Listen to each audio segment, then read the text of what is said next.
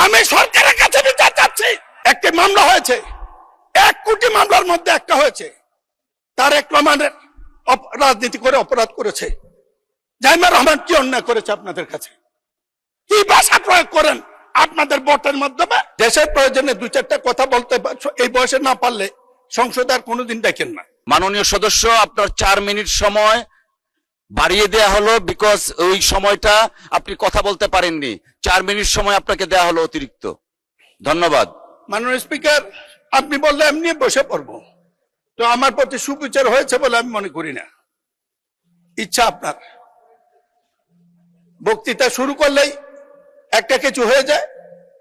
ওনাদের সাথে জাতিগত শত্রুতা আমার নাই, তাদের সাথে কাজ করেছি বলেছি পাকিস্তান আমল থেকে। দেশের প্রয়োজনে 2-4টা কথা বলতে এই বয়সে না পারলে সংসদে আর কোনোদিন ডাকেন না। মাননীয় স্পিকার, এই বইটি তাদের, এটা আমার নয়। তার পরবর্তীতে আমরা যখন বাংলাদেশের পক্ষে গেলাম, তারা গেল পক্ষে। এইটা সত্য, জাতীয় ঐক্যের জন্য যে কাজ করেছিলেন, যে ম্যাডামের সাথে বিদেশে দেখার পরে, শেখ হাসিনা বিদায়ের পরে কি এমন ঘটলো? তারেক রহমান, মির্জা ফখরুল, সালাউদ্দিনে তাদের এজেন্ডা কি কারণে? মাননীয় স্পিকার, বলতে চাইছিলাম না, একটু মাফ করবেন, করলে জীবনের সময় তারা আমাকে চ্যালেঞ্জ করুক। অস্থির বাংলাদেশের প্রথম 4 বছর, এখানে এনসিপি নেতা নাহিদ সাহেব আছে, আমি বইটা পড়তে বলবো। আজকের এই বইতে উল্লেখ আছে স্বাধীনতার পর যা হয়েছে, হাসিনা বিদায়ের পরও তা হয়েছে। বিরোধী দলীয় ঐক্য কারা নষ্ট করেছে, এটার জন্য গবেষণা হওয়া উচিত, এটার জন্য সিদ্ধান্ত হওয়া উচিত। কি কারণে বিএনপি প্রতিপক্ষ হলো? মাননীয় স্পিকার, কথা বলার সুযোগ কম। তারেক রহমান নীলকণ্ঠ বিষ খেয়ে বিষ হজম করে আওয়ামী লীগের প্রশাসনের এত একটি অভিযোগ করে নাই।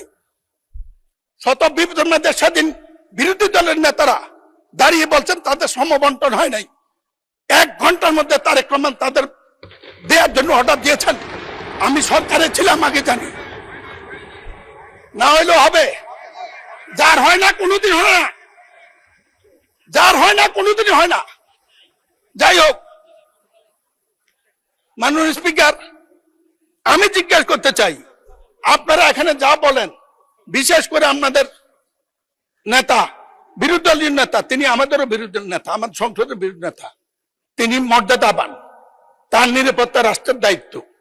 তিনি যে শব্দ চয়ন করেন, আমি কোনোদিন কোন রাজনৈতিক নেতা এত সুশৃঙ্খল শব্দ চয়ন আমি শুনি নাই। কিন্তু এখান থেকে যাওয়ার পরে, মাননীয় স্পিকার, এখান থেকে যাওয়ার পরে গণভোটের রায় অমান্য করে জনগণের সাথে প্রতারণা করছে বিএনপি সরকার। Let's discuss. মসজিদে মসজিদে এগুলা বন্টন করে একটি কাজ, বিএনপিকে হেয় বানানো, তারেক রহমানকে ছোট বানানো। মাননীয় স্পিকার, আরেকটা ফাইল দেব আমি নেতাকে। এই ফাইল, একটি মামলা হয়েছে, 1 কোটি মামলার মধ্যে একটা হয়েছে। তারেক রহমানের রাজনীতি করে অপরাধ করেছে। জাইমা রহমান কি অন্যায় করেছে আপনাদের কাছে? কি ভাষা প্রয়োগ করেন আপনাদের ভোটের মাধ্যমে? আমাদের দেশপ্রেম আছে দেখে আমরা প্রতিকারী। আমি চ্যালেঞ্জ করছি, আমি সরকারের কাছে বিচার চাচ্ছি, এর তদন্ত হওয়া উচিত।